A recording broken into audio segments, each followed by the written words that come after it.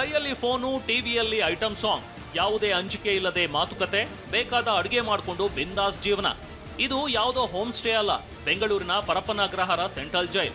ಅದರಲ್ಲೂ ಇಲ್ಲಿ ಮೊಬೈಲ್ನಲ್ಲಿ ಮಾತಾಡ್ತಾ ಟಿವಿಯಲ್ಲಿ ಐಟಂ ಸಾಂಗ್ ಹಾಕೊಂಡು ಎಂಜಾಯ್ ಮಾಡ್ತಿರೋನು ಯಾರು ಗೊತ್ತಾ? ಬರೋಬ್ಬರಿ 20 ಮಹಿಳೆಯರ ಅತ್ಯಾಚಾರ ಮತ್ತು 18 ಜನರ ಕೊಲೆ ಮಾಡಿ ಮರಣದಂಡನೆ ಶಿಕ್ಷೆ ಪ್ರಕಟವಾಗಿರೋ ನಟೋರಿಯಸ್ ನರರಾಕ್ಷಸ ಉಮೇಶ್ ರೆಡ್ಡಿ. ಒಂದು ಕಡೆ ಇದೇ ಜೈಲಿನ ಮತ್ತೊಂದು ಕೋಣೆಯಲ್ಲಿ ಒಂದು ದಿಂಬು ಬೆಡ್ಶೀಟ್ಗಾಗಿ ಕೊಲೆ ಆರೋಪಿ ದರ್ಶನ್ ನರಳಾಡ್ತಿದ್ದಾರೆ. ಇತ್ತ ನೋಡಿದ್ರೆ ರಾಕ್ಷಸ ಉಮೇಶ್ ರೆಡ್ಡಿಗೆ ಮೊಬೈಲ್, ಟಿವಿ, ಬೇಕಾದ ಊಟ ಕೊಟ್ಟು ರಾಜಾತಿಥ್ಯ ನೀಡಲಾಗ್ತಿದೆ. ಪರಪ್ಪನ ಅಗ್ರಹಾರ ಜೈಲಿನಲ್ಲಿ ಹಣ ಹೊಂದಿದ್ರೆ ಎಂಥ ಆತಿಥ್ಯ ಬೇಕಾದ್ರೂ ಸಿಗುತ್ತೆ ಅನ್ನೋ ಸತ್ಯ ಮತ್ತೊಮ್ಮೆ ವಿಡಿಯೋ ಸಮೇತ ಸಾಬೀತಾಗಿದೆ. Serial killer, rapist Umesh Reddy ಮಾತ್ರವಲ್ಲ, ಬೆಂಗಳೂರಿನ ಪರಪ್ಪನ ಅಗ್ರಹಾರ ಜೈಲಲ್ಲಿ ಗೋಲ್ಡ್ ಸ್ಮಗ್ಲಿಂಗ್ ಪ್ರಕರಣದ ಆರೋಪಿಗೂ ರಾಜಾತಿಥ್ಯ ಜೋರಾಗಿದೆ. ಗೋಲ್ಡ್ ಕೇಸ್ ಆರೋಪಿ ಮತ್ತು ನಟಿ ರಮ್ಯಾ ರಾವ್ ಪ್ರಿಯಕರ ತರುಣ್ ಕೊಂಡೂರು ಕೈಯಲ್ಲೂ ಮೊಬೈಲ್ ರಾರಾಜಿಸಿದೆ. ಅಕ್ರಮ ಚಿನ್ನ ಸಾಗಾಟ ಪ್ರಕರಣದಲ್ಲಿ ನ್ಯಾಯಾಂಗ ಬಂಧನದಲ್ಲಿರೋ ತರುಣ್ ಕೊಂಡೂರು ಪರಪ್ಪನ ಅಗ್ರಹಾರ ಜೈಲಿನ ಒಳಗಿಂದಲೇ ಬಿಂದಾಸ್ ಆಗಿ ಮೊಬೈಲ್ನಲ್ಲಿ ಮಾತನಾಡುತ್ತಾ ಓಡಾಡಿಕೊಂಡಿರೋ ಎಕ್ಸ್ಕ್ಲೂಸಿವ್ ದೃಶ್ಯಗಳು ಬಯಲಾಗಿವೆ. ಸ್ವತಃ ಜೈಲಾಧಿಕಾರಿಗಳೇ ಹಣ ಪಡೆದು ತರುಣ್ ಮತ್ತು ಉಮೇಶ್ ರೆಡ್ಡಿಗೆ ಬೇಕಾದ ಸೌಲಭ್ಯಗಳನ್ನು ಮಾಡಿಕೊಟ್ಟಿರೋ ಆರೋಪ ಕೇಳಿಬಂದಿದೆ. ಈ ಹಿಂದೆ ರೇಣುಕಾಸ್ವಾಮಿ ಕೊಲೆ ಆರೋಪಿ ದರ್ಶನ್ಗೂ ರಾಜಾತಿಥ್ಯ ನೀಡಿದ್ದ ಜೈಲಿನ ಅಧಿಕಾರಿಗಳಿಗೆ ಸುಪ್ರೀಂ ಕೋರ್ಟ್ ಬಿಸಿ ಮುಟ್ಟಿಸಿತ್ತು. ಇದೀಗ ಒಂದು ದಿಂಬು, ಬೆಡ್ಶೀಟ್ಗಾಗಿಯೂ ದರ್ಶನ್ ಪರದಾಡ್ತಿದ್ದಾರೆ. ಇಷ್ಟೆಲ್ಲ ಬಳಿಕವೂ ಯಾವುದೇ ಭಯ ಇಲ್ಲದೆ ಜೈಲಲ್ಲಿ ಖೈದಿಗಳ ಕೈಗೆ ಮೊಬೈಲ್ ಕೊಟ್ಟಿರೋ ವಿಡಿಯೋಗಳು ವೈರಲ್ ಆಗಿವೆ. ಅತ್ಯಾಚಾರಿಗಳು, ಕೊಲೆಗಡುಕರು, ಗೋಲ್ಡ್ ಸ್ಮಗ್ಲರ್ಗಳು ಮಾತ್ರವಲ್ಲ, ದೇಶದಲ್ಲಿ ದಾಳಿಗೆ ಯತ್ನಿಸಿದ್ದ ಉಗ್ರರಿಗೂ ಬೆಂಗಳೂರಿನ ಪರಪ್ಪನ ಅಗ್ರಹಾರ ಜೈಲು ಸ್ವರ್ಗವಾಗಿದೆ. ಕೈಯಲ್ಲಿ ಮೊಬೈಲ್ ಹಿಡಿದು ವಿಡಿಯೋ ಕಾಲ್ ಮಾಡಿರೋದೇ ಇದಕ್ಕೆ ಸಾಕ್ಷಿ. ಪರಪ್ಪನ ಅಗ್ರಹಾರ ಜೈಲಲ್ಲಿ ಮೋಸ್ಟ್ ವಾಂಟೆಡ್ ಉಗ್ರನಿಗೆ ರಾಜಾತಿಥ್ಯ ನೀಡಲಾಗ್ತಿದೆ. ಐಸಿಸ್ ಉಗ್ರ ಜುಹಾದ್ ಹಮೀದ್ ಶಕೀಲ್ ಮನ್ನಾಗೆ ರಾಜಾತಿಥ್ಯ ಸಿಕ್ಕಿದೆ. ಯುವಕರನ್ನ ಐಸಿಸ್ಗೆ ನೇಮಕಾತಿ ಮಾಡ್ತಿದ್ದ ಈ ನಟೋರಿಯಸ್ ಉಗ್ರನಿಗೆ ಜೈಲಲ್ಲಿ ಸ್ಮಾರ್ಟ್ಫೋನ್ ನೀಡಲಾಗಿದೆ. ಜೈಲಿನಲ್ಲಿ ರಾಜಾರೋಷವಾಗಿ ಫೋನ್ ಬಳಕೆ ಮಾಡ್ತಿರೋದಕ್ಕೆ ಸಾಕ್ಷಿಗಳು ಸಿಕ್ಕಿವೆ. ಹೈ ಸೆಕ್ಯೂರಿಟಿ ಇರುವ ಟೆರರಿಸ್ಟ್ಗಳ ಬ್ಯಾರಕ್ನಲ್ಲೂ ಮೊಬೈಲ್ ಸಿಕ್ಕಿರೋದು ನೋಡಿದ್ರೆ ದೇಶದ ಭದ್ರತೆಯ ಗತಿ ಏನು ಅನ್ನೋ ಆತಂಕ ಶುರುವಾಗಿದೆ. ಮತ್ತೊಂದೆಡೆ ಪರಪ್ಪನ ಅಗ್ರಹಾರ ಜೈಲಿನಲ್ಲಿ ಕೈದಿಗಳ ರಾಜಾತಿಥ್ಯ, ಐಷಾರಾಮಿ ಜೀವನದ ವಿಡಿಯೋಗಳು ವೈರಲ್ ಆಗ್ತಿದ್ದಂತೆ ಅಧಿಕಾರಿಗಳು ಎಚ್ಚೆತ್ತುಕೊಂಡಿದ್ದಾರೆ. ಕೂಡಲೇ ಈ ಬಗ್ಗೆ ಪರಿಶೀಲನೆ ನಡೆಸಲು ಬಂಧಿಖಾನೆ ಎಡಿಜಿಪಿ ಬಿ ದಯಾನಂದ್ ಸೂಚಿಸಿದ್ದಾರೆ. ಉಮೇಶ್ ರೆಡ್ಡಿ, ತರುಣ್ ವಿಡಿಯೋ ಪರಿಶೀಲಿಸಿ ವರದಿ ನೀಡಲು ಆದೇಶಿಸಿದ್ದಾರೆ. ಬೆಂಗಳೂರಿನಲ್ಲಿ ರ್ಯಾಪಿಡೋ ಬೈಕ್ ಟ್ಯಾಕ್ಸಿ ಚಾಲಕರ ಅಶ್ಲೀಲ ವರ್ತನೆ ಹೆಚ್ಚಾಗುತ್ತಲೇ ಇದೆ. ಬೈಕ್ ಏರಿರುವ ಯುವತಿ ಕಣ್ಣೀರು ಹಾಕುತ್ತಲೇ ಪ್ರಯಾಣ ಬೆಳೆಸಿದ್ದಾರೆ. ಭಯ, ಹೀಗ್ ಮಾಡಬೇಡಿ ಅಂತ ಗೋಗರೆದ್ರು ಬೈಕ್ ಸವಾರ ಮಾರ್ಗ ಮಧ್ಯೆ ತಮ್ಮ ಕೈಗಳನ್ನ ಯುವತಿಯ ತೊಡೆ ಮೇಲಿಟ್ಟಿದ್ದಾನೆ. ಯುವತಿ ಚರ್ಚ್ ಸ್ಟ್ರೀಟ್ನಿಂದ ತಾನು ವಾಸ ಇದ್ದ ಪೇಯಿಂಗ್ ಗೆಸ್ಟ್ಗೆ ರ್ಯಾಪಿಡೋ ಬೈಕ್ ಬುಕ್ ಮಾಡಿದ್ಲು. ಲೋಕೇಶ್ ಎಂಬ ಚಾಲಕ ಯುವತಿಯನ್ನ ಹತ್ತಿಸ್ಕೊಂಡಿದ್ದ. ಮಾರ್ಗ ಮಧ್ಯೆ ಕೈಗಳನ್ನ ತನ್ನ ತೊಡೆಗಳ ಮೇಲೆ ಇಟ್ಟಿದ್ದಾನೆ ಅಂತ ಯುವತಿ ಆರೋಪಿಸಿ ಸಾಮಾಜಿಕ ಜಾಲತಾಣದಲ್ಲಿ ವಿಡಿಯೋ ಹಂಚಿಕೊಂಡಿದ್ದಾಳೆ. ಪಿಜಿ ಹತ್ತಿರವಾಗುತ್ತಲೇ ಸ್ಥಳೀಯರೊಬ್ಬರು ಅಳುತ್ತಿದ್ದ ಮಹಿಳೆಯನ್ನ ನೋಡಿ ಬೈಕ್ ತಡೆದು ಪ್ರಶ್ನಿಸಿದ್ದಾರೆ. ಬಳಿಕ ಕ್ಷಮೆಯಾಚಿಸಿ ಮುಂದೆ ಹೀಗೆ ಮಾಡೋದಿಲ್ಲ ಅಂತ ಹೇಳಿ ಹೊರಟು ಹೋದ. ಆದ್ರೆ ಹೋಗುವಾಗ ಆತ ತನ್ನ ಕಡೆ ಬೆರಳು ತೋರಿಸಿದ. ಇದು ನನ್ನ ಆತಂಕ ಮತ್ತಷ್ಟು ಹೆಚ್ಚಿಸಿದೆ ಅಂತ ಯುವತಿ ಸಾಮಾಜಿಕ ಜಾಲತಾಣದಲ್ಲಿ ಬರೆದುಕೊಂಡಿದ್ದಾಳೆ. ಈ ಸಂಬಂಧ ವಿಲ್ಸನ್ ಗಾರ್ಡನ್ ಪೊಲೀಸ್ ಠಾಣೆಯಲ್ಲಿ ಎಫ್ಐಆರ್ ದಾಖಲಾಗಿದೆ. ಆಫ್ ರೋಡ್ ಅನುಭವ ಮಾಡಬೇಕು ಅನ್ನೋರಿಗೂ ಇದು ಡಬ್ಬಾ ರೋಡ್. ಯಾಕೆಂದ್ರೆ ಇಲ್ಲಿ ರಸ್ತೆಯೇ ಕಾಣಲ್ಲ, ಬರೀ ಕೆಸರು, ಗುಂಡಿ. ಬೆಂಗಳೂರಿನ ಔಟರ್ ರಿಂಗ್ ರೋಡ್ ಕಡೆಯಿಂದ ಪಣತ್ತೂರು ಮಾರ್ಗದಲ್ಲಿ ಓಡಾಡುವ ಜನರ ಪಾಡು ಹೇಳತೀರದ್ದು.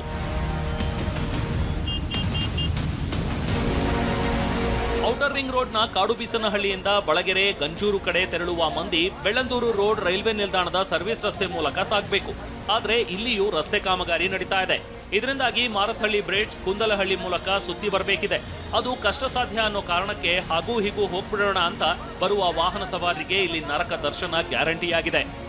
ಪರ್ಯಾಯ ರಸ್ತೆ ಇಲ್ಲದೆ ಇರತ್ತ ಕಾರಣ ಈಗ ಏನು ಇಲ್ಲಿನ ಸ್ಥಳೀಯ ರೈಲ್ವೆ ಸ್ಟೇಷನ್ ಸರ್ವಿಸ್ ರಸ್ತೆಯಲ್ಲಿ ಜನ ಅನಿವಾರ್ಯವಾಗಿ ಪರದಾಟ ಮಾಡ್ಕೊಂತಾ ಇಲ್ಲಿ ವಾಹನ ಸಂಚಾರವನ್ನ ಮಾಡೋದು ಇಲ್ಲಿ ಕಾಮನ್ ಆಗೋಗಿದೆ. ಮಣ್ಣಿನ ರಸ್ತೆಗಳಲ್ಲಿ, ಕಾಲುವೆಗಳಲ್ಲಿ ಇಲ್ಲಿನ ವಾಹನ ಸವಾರರು ಎದ್ದು ಬಿದ್ದು ಹೋರಾಟ ಮಾಡ್ತಕ್ಕಂತ ಒಂದು ಸಂಗತಿ ಇಲ್ಲಿ ಕಾಮನ್ ಆಗಿದೆ ಅಂತಾನೆ ಹೇಳ್ಬೋದು. ಇಂತಹ ನರಕ ದರ್ಶನದ ನಡುವೆ ಇತ್ತ ಬೆಂಗಳೂರಿನಲ್ಲಿ ಇದುವರೆಗೆ 18,000 ಗುಂಡಿಗಳನ್ನ ಮುಚ್ಚಿದ್ದಾಗಿ ಜಿಬಿಎ ಮಾಹಿತಿ ನೀಡಿದೆ. ನವೆಂಬರ್ 10ರೊಳಗೆ ಅಂದ್ರೆ ಇನ್ನೆರಡು ದಿನಗಳ ಒಳಗೆ ರಸ್ತೆ ಗುಂಡಿಗಳನ್ನ ಮುಚ್ತೀವಿ ಅಂತ ಜಿಬಿಎ ಮುಖ್ಯ ಆಯುಕ್ತ ಮಹೇಶ್ವರ್ ರಾವ್ ಭರವಸೆ ನೀಡಿದ್ದಾರೆ. ಈವರೆಗೂ ಒಟ್ಟು 17,685 ಗುಂಡಿಗಳನ್ನ ಮುಚ್ಚಲಾಗಿದೆ ಅಂತ ವಿವರಿಸಿದ್ದಾರೆ. ಬೆಂಗಳೂರಿನಲ್ಲಿ ರಸ್ತೆ ಗುಂಡಿ ಮತ್ತು ಕಸದ ಸಮಸ್ಯೆಗೆ ಸಂಬಂಧಿಸಿದಂತೆ ಬಿಜೆಪಿ ಅಭಿಯಾನ ನಡೆಸಿದೆ. ವಿಪಕ್ಷ ನಾಯಕ ಆರ್ ಅಶೋಕ್ ನೇತೃತ್ವದಲ್ಲಿ ಬಿಜೆಪಿ ನಾಯಕರು ರಸ್ತೆ ಗುಂಡಿಗಳ ಪರಿಶೀಲನೆ ನಡೆಸಿದ್ರು. ವಿಜಯನಗರದಲ್ಲಿನ ನಾಗರಭಾವಿ ರಸ್ತೆಯ ಅಮರಜ್ಯೋತಿ ನಗರದಲ್ಲಿ ಗುಂಡಿ ನೋಡಿದ್ದಾರೆ. ರಸ್ತೆ ಗುಂಡಿಗಳ ಸುತ್ತಲೂ ಪೇಂಟ್ ಬಳಸಿದ್ರೆ ಕಸದ ರಾಶಿಯ ಪಕ್ಕ ಪ್ಲಕಾರ್ಡ್ ಹಿಡಿದು ಅಭಿಯಾನ ಮಾಡಿದ್ದಾರೆ.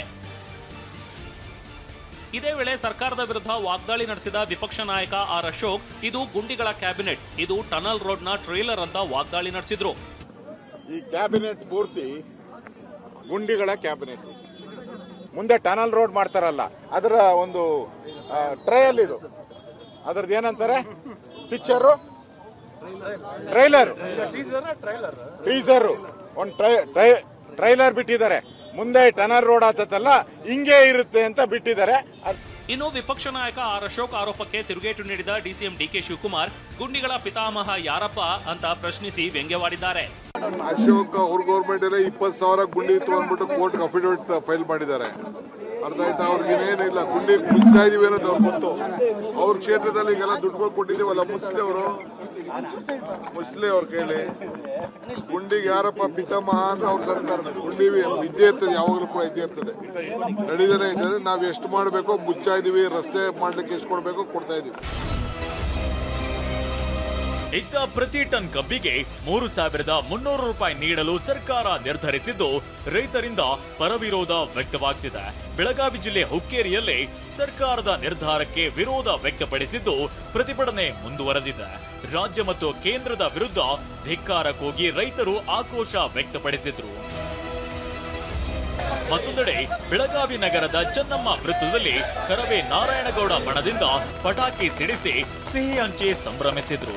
ರೈತರ ಹೋರಾಟಕ್ಕೆ ಸರ್ಕಾರ ಸ್ಪಂದಿಸಿದೆ. ಪ್ರತಿ ಟನ್ ಕಬ್ಬಿಗೆ 3,300 ದರ ಸಿಗುವಂತೆ ಕ್ರಮ ವಹಿಸಲಿ ಅಂತ ಸಂತಸ ವ್ಯಕ್ತಪಡಿಸಿದ್ರು.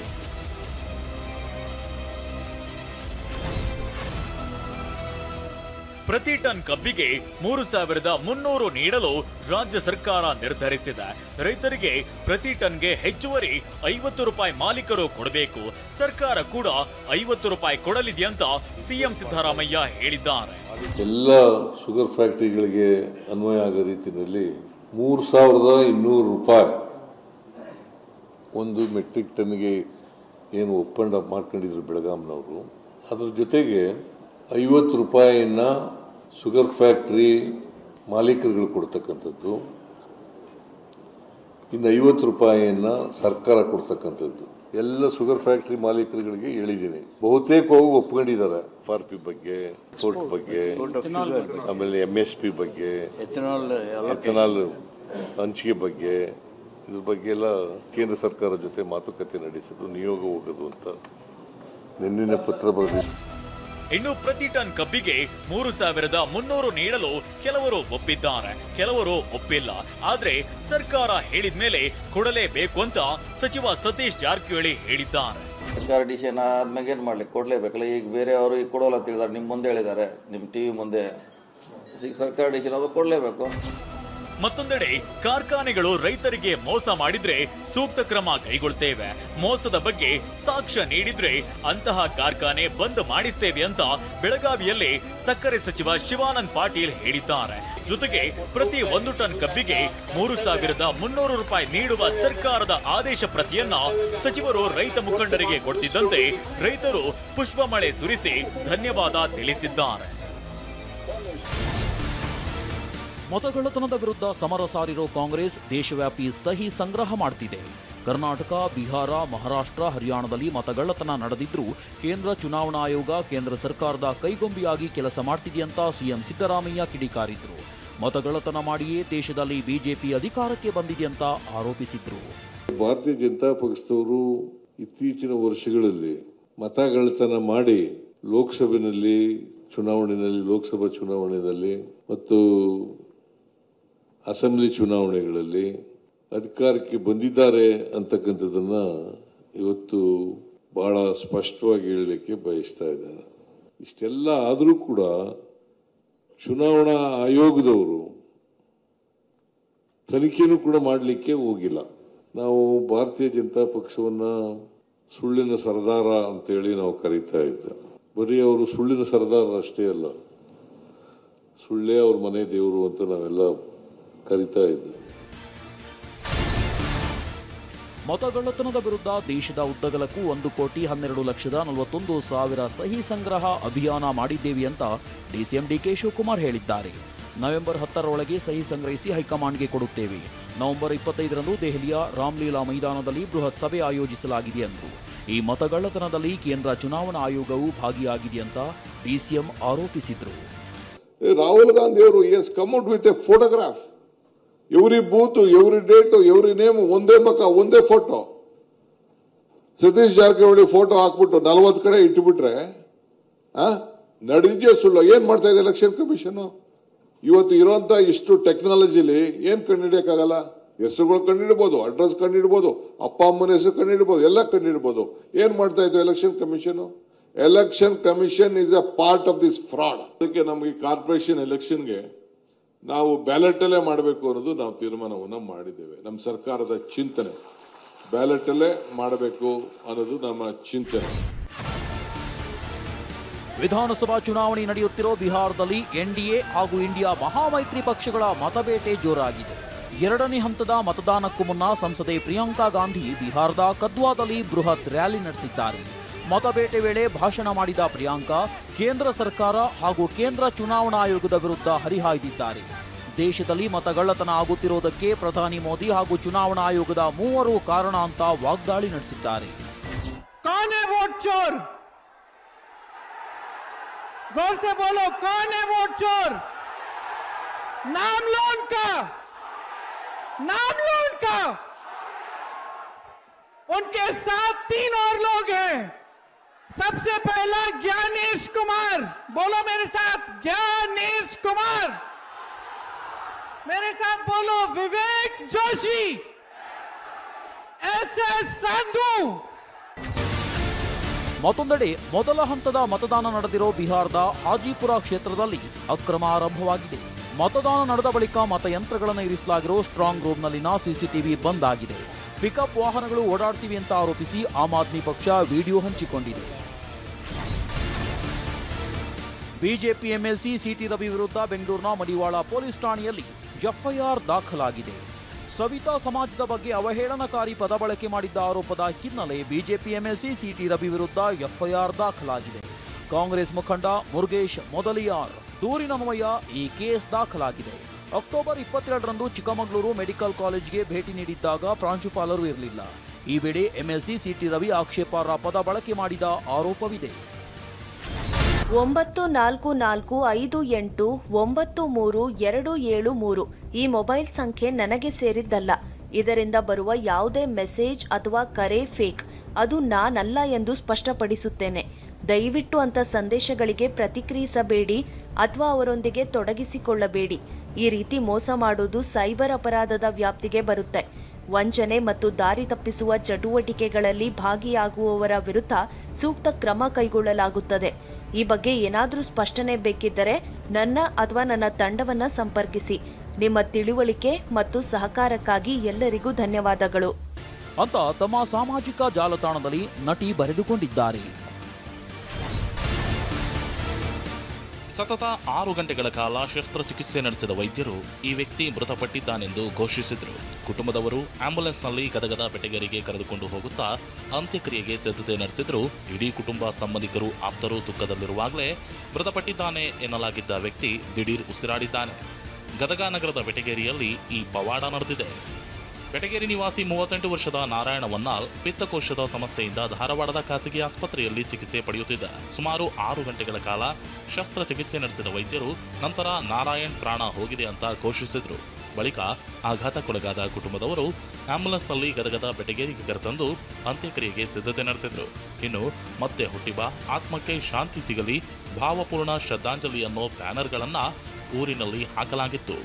ಆದರೆ ಆಂಬ್ಯುಲೆನ್ಸ್ ಮನೆ ಬಳಿ ತಲುಪುತ್ತಿದ್ದಂತೆಯೇ ನಾರಾಯಣ್ ಅಚ್ಚರಿಯಾಗಿ ಉಸಿರಾಟ ಆರಂಭಿಸಿದ್ದಾರೆ. ಇದನ್ನ ಕಂಡು ಇದು ದೇವರ ಪವಾಡ ಅಂತ ಕುಟುಂಬ ಮತ್ತು ಸ್ಥಳೀಯರು ಅಚ್ಚರಿಗೊಂಡಿದ್ದಾರೆ. ತಕ್ಷಣ ಬೆಟಗೇರಿಯ ಖಾಸಗಿ ಆಸ್ಪತ್ರೆಗೆ ನಾರಾಯಣನ್ನ ದಾಖಲಿಸಲಾಗಿದ್ದು ಚಿಕಿತ್ಸೆ ನೀಡಲಾಗ್ತಿದೆ. ನಾರಾಯಣ್ ಮತ್ತೆ ಗುಣಮುಖರಾಗಿ ಬರಲೆಂದು ಮನೆಯವರು ದೇವರಲ್ಲಿ ಪ್ರಾರ್ಥಿಸಿದ್ದಾರೆ. ರೇಣುಕಾಸ್ವಾಮಿ ಕೊಲೆ ಪ್ರಕರಣದ A1 ಆರೋಪಿ ಪವಿತ್ರ ಗೌಡ ಸಲ್ಲಿಸಿದ್ದ ಜಾಮೀನು ಅರ್ಜಿ ಮತ್ತೆ ವಜಾ ಆಗಿದೆ. ಈ ಹಿಂದೆ ಪವಿತ್ರ ಗೌಡ, ದರ್ಶನ್ ಅಂಡ್ ಗ್ಯಾಂಗ್ ಹೈಕೋರ್ಟ್ಗೆ ನೀಡಿದ್ದ ಜಾಮೀನನ್ನ ಸುಪ್ರೀಂ ಕೋರ್ಟ್ ರದ್ದು ಮಾಡಿತ್ತು. ಈ ಆದೇಶ ಪುನರ್ ಪರಿಶೀಲನೆ ಕೋರಿ ಪವಿತ್ರ ಗೌಡ ಅರ್ಜಿ ಸಲ್ಲಿಸಿತ್ತು. ಇದೀಗ ಪುನರ್ ಪರಿಶೀಲನಾ ಅರ್ಜಿಯನ್ನ ಸುಪ್ರೀಂ ಕೋರ್ಟ್ ದ್ವಿಸದಸ್ಯ ಪೀಠ ವಜಾಗೊಳಿಸಿದೆ. ನಾವು ತೀರ್ಪು ಮತ್ತು ದಾಖಲೆಗಳನ್ನ ಸೂಕ್ಷ್ಮವಾಗಿ ಪರಿಶೀಲಿಸಿಯೇ ಆದೇಶ ನೀಡಿದ್ದೇವೆ. ಈಗ ಮತ್ತೆ ಪರಿಶೀಲನೆ ನಡೆಸೋ ಅಗತ್ಯವಿಲ್ಲ ಅಂತ ನ್ಯಾಯಮೂರ್ತಿ JB ಪರ್ದಿವಾಲ್ ಮತ್ತು R ಮಹಾದೇವನ್ ಪೀಠ ಪವಿತ್ರ ಅರ್ಜಿಯನ್ನ ವಜಾ ಮಾಡಿದೆ. ಬೆಂಗಳೂರು ಸೇರಿದಂತೆ ದೇಶದ ವಿವಿಧ ನಗರಗಳ ಪ್ರಸಿದ್ಧ ಶಾಲಾ ಕಾಲೇಜುಗಳಿಗೆ ಹುಸಿ ಬಾಂಬ್ ಬೆದರಿಕೆ ಇಮೇಲ್ ಕಳಿಸಿ ಭಾರೀ ಆತಂಕ ಸೃಷ್ಟಿಸುತ್ತಿದ್ದ ಟೆಕ್ಕಿ ಜೋಶಿಲ್ಡಾ ಬಂಧನವಾಗಿದೆ. ಬಂಧಿತೆ ರೆನಾ ಜೋಶಿಲ್ಡಾ ವಿಚಾರಣೆ ವೇಳೆ ಬೆಂಗಳೂರಿನ ಸೈಬರ್ ಕ್ರೈಂ ಪೊಲೀಸರಿಗೆ ಅನೇಕ ಸ್ಫೋಟಕ ಮಾಹಿತಿಗಳು ಲಭ್ಯವಾಗಿದೆ. ಪೊಲೀಸರ ವಿಚಾರಣೆ ವೇಳೆ ಅನೇಕ ಸಂಗತಿಗಳು ಬೆಳಕಿಗೆ ಬಂದಿವೆ. ಟೆಕ್ನಿಕಲ್ ಹಾಗೂ ಸಾಫ್ಟ್ವೇರ್ನಲ್ಲಿ ಅಪ್ಡೇಟ್ ಆಗಿದ್ದ ಜೋಶಿಲ್ಡಾ ಬೆದರಿಕೆ ಇಮೇಲ್ ಕಳಿಸುವಾಗ 16 ಮುನ್ನೆಚ್ಚರಿಕೆ ತೆಗೆದುಕೊಳ್ಳುತ್ತಿದ್ಲು. ಗೂಗಲ್ನಲ್ಲಿ ಶಾಲಾ ಕಾಲೇಜುಗಳ ಇಮೇಲ್ ಐಡಿ ಸಂಗ್ರಹಿಸಿ ಪ್ರತಿಷ್ಠಿತ ಶಾಲಾ ಕಾಲೇಜುಗಳ ಪಟ್ಟಿ ಮಾಡಿ ಟಾರ್ಗೆಟ್ ಮಾಡ್ತಿದ್ಲು. ಪ್ರತಿ ಬಾರಿ ಹೊಸ ಐಡಿ ಕ್ರಿಯೇಟ್ ಮಾಡಿ ಬೆದರಿಕೆ ಸಂದೇಶ ರವಾನಿಸುತ್ತಿದ್ಲು. ಸೈಬರ್ ವಂಚಕರು ಬಳಸುವ ಡಾರ್ಕ್ ವೆಬ್ ಮೂಲಕ ಇಮೇಲ್ ಮಾಡ್ತಿದ್ಲು. ಆದರೆ ಎಷ್ಟೇ ಎಚ್ಚರಿಕೆ ವಹಿಸಿದ್ರು ಜೋಶಿಲ್ಡಾ ಸಿಕ್ಕಿ ಬಿದ್ದಿದ್ದೇ ರೋಚಕವಾಗಿದೆ. ಒಮ್ಮೆ ಮಾಡಿದ ಎಡವಟ್ಟಿನಿಂದ ಪೊಲೀಸರ ಬಲೆಗೆ ಟೆಕ್ಕಿ ಸಿಕ್ಬಿದ್ದಿದ್ದಾಳೆ. ಒಂದೇ ಡಿವೈಸ್ನಿಂದ ಲಾಗಿನ್ ಲಾಗ್ಔಟ್ ಅಂದ್ರೆ ನಕಲಿ ಅಕೌಂಟ್ ಮತ್ತು ಒರಿಜಿನಲ್ ಅಕೌಂಟ್ನಿಂದ ಲಾಗಿನ್ ಲಾಗ್ಔಟ್ ಮಾಡಲಾಗಿದೆ. ಹೀಗೆ ಲಾಗಿನ್ ಆದ IP ಅಡ್ರೆಸ್ ಪತ್ತೆ ಹಚ್ಚಿದ ಅಹಮದಾಬಾದ್ ಪೊಲೀಸರು ರೆನೆ ಜೋಶಿಲ್ಡಾನನ್ನ ಬಂಧಿಸಿದ್ದಾರೆ. ವಿಚಾರಣೆ ನಡೆಸಿದ ಬೆಂಗಳೂರಿನ ಪೊಲೀಸರು ಟೆಕ್ಕಿ ಜೋಶಿಲ್ಡಾಳನ್ನ ಅಹಮದಾಬಾದ್ ಜೈಲಿಗಟ್ಟಿದ್ದಾರೆ.